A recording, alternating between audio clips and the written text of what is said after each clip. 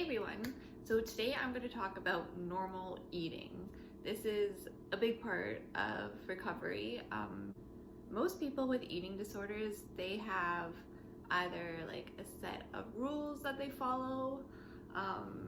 They're very rigid with their food and their ideas about food, and they've been doing this for like many years, many months, and to them it just becomes their normal. It could be anything from making sure you have to know the calories about everything, certain portions that you allow yourself, could be what time you are allowed to eat, when you can't eat, measuring out food. These are all things that normal people, they wouldn't like think about twice. What normal person will say, just hold on a second, I need to get my tablespoon and I'm going to measure out my tablespoon of peanut butter because that's what I have to have on my toast? No, nobody does that. And that's what we are trying to do, is to break free of these rules so we can be able to eat normally. So what is normal eating then? I'd like to share with you this handout that I got in treatment. It explained what normal eating is, and I think it sums it up like pretty perfectly. And what this says on the sheet, this is where I would like to get at eventually in my recovery, to be able to be free from all my food rules and all my limitations around food, and I would just like to be able to eat normal, like everything that this list describes. So what is normal eating? Normal eating is going to the table hungry and eating until you're satisfied.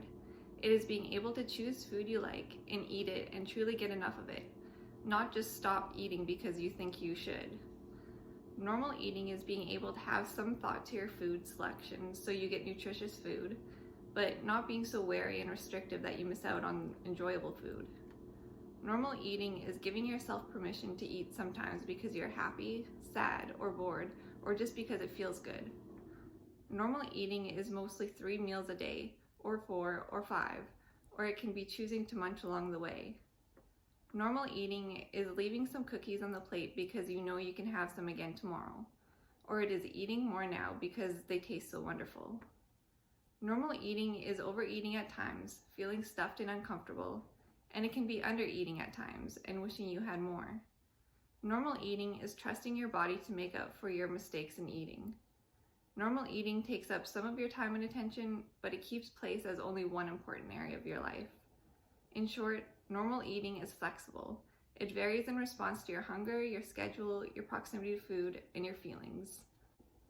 So that seems like so wonderful, to be able to get to that point where food isn't the most important thing in your life. You're not constantly thinking about it. You can just go out and eat just because you want something or because it's enjoyable. But this is also really difficult to do when you have an eating disorder.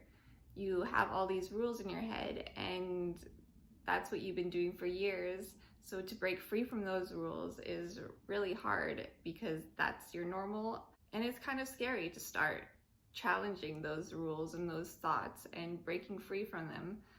But I know that once you are able to break free from them, then you'll be free from much more. For example, it seems like so nice of an idea to be able to just like say go to Starbucks with some friends and there's a new drink that you really want to try, but you're scared that because it has too many calories or too much sugar, too much fat, it's going to make you gain weight instantly. So you choose something that you don't really want, like say a black coffee or a tea. And what kind of a life is that if you're always restricting yourself and going with something that with the safer option, but you really want to enjoy something like a drink like that? Your friends don't think twice about having a Starbucks drink. They're not worried about the calories or the numbers or what's going to happen to them, and they drink it, they're fine. So why can't you have it? You just have to do it. It's hard to do, especially like getting yourself to initially do something that's challenging your eating disorder. When you're challenging your eating disorder, it will make you feel really uncomfortable and unpleasant, and that's kind of what makes you stop and not go forward with recovery or challenging your thoughts. But you need to push past that. And once you do it once, it'll just become easier and easier. For example, when I was in the hospital, I was scared of like any types of carbs, or like pasta was a huge fear food of mine. I had labeled it like, I had a list of like good foods and bad foods that I was allowed myself. Pasta was a part of the bad foods. My dietitian though, she challenged me to have pasta, and every week she had me have a pasta dish. Initially, when I first had to have that meal, I freaked out. I was really scared of having it. I didn't want to have it, but I pushed through it. I did it. It wasn't as bad. I didn't like blow up and balloon up in the middle of the night and gain all this weight. Nothing bad happened. The next time I had it, I'm like, okay, nothing bad happened to me the first time. I can do this again. So the following week, I was able to have the pasta, and I just continued to challenge myself, doing it repeatedly. And the more you do it, the less fearful you get. By the end of my hospital admission, I was able to eat foods like this and not really worry or freak out about what it's going to do to me. It was no longer like a bad food to me. It was just something normal and part of my treatment. Another thing that I was shown while I was in treatment to kind of illustrate this idea that things will get easier, I was told to take a piece of paper and fold it in half.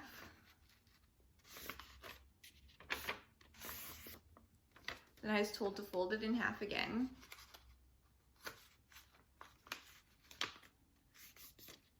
And fold it once more.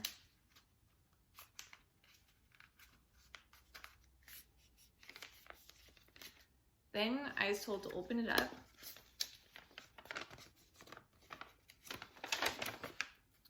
And now fold it the same way that I just did the first time. Then I was asked which time was easier to fold, the first time or the second time. Well, the second time it was way easier. It just basically folded itself. And that's because the more times you do things, the easier it gets. You make those crevices, those pathways for yourself, and once you've made them, it just gets easier and easier to do the same thing over and over again. So that's what you just have to do with your thoughts, and challenge those thoughts and those rules. And the more times you challenge them and do them, you'll be able to do it easier the next time. And you just can't do these things like one time. Like for example, if I would have just challenged the pasta one time, it wouldn't have gotten easier for me. I had to continually repeat it in order to make it easier.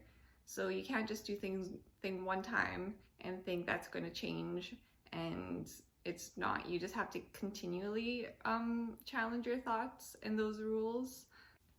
So as you continue to change your thinking and learn to develop a new pattern and way of thought, you'll be able to eat what you want and when you want, or because you like something, and you'll be able to develop a normal way of eating, a normal eating pattern just like everyone else, and be free from your eating disorder and your eating disorder rules and thoughts, and food will become enjoyable again and something that's not the only thing you're fixated on.